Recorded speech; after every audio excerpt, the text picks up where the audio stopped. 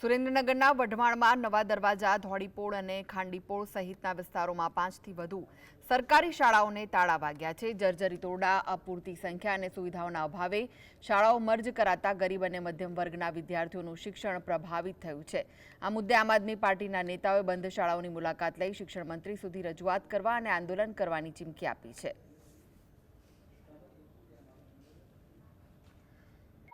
છેલ્લા એક વર્ષની અંદર વઢવાણની અંદર 5 સરકારી શાળાઓ બંધ થઈ છે અને વઢવાણની બહાર જે સરકારી શાળા નંબર 3 છે એ શાળાની અંદર 4 શાળાઓના વિદ્યાર્થીઓને સમાવેશ કરવામાં આવે છે। એટલે કે એક જ શાળાની અંદર 5 શાળાના વિદ્યાર્થીઓ ભણી રહ્યા છે। શાળા જર્જરિત હોય કે શાળાની અંદર વિદ્યાર્થીઓ ઓછા હોય, કોઈ પણ સંજોગે શાળાઓ બંધ થઈ છે, પણ આમ આદમી પાર્ટીની એક જ માંગ છે કે આ જેટલી પણ 5 શાળાઓ બંધ થઈ છે એ શાળાઓ ઉપર કામ કરવામાં આવે, એ શાળાઓ ફરીથી ચાલુ કરવામાં આવે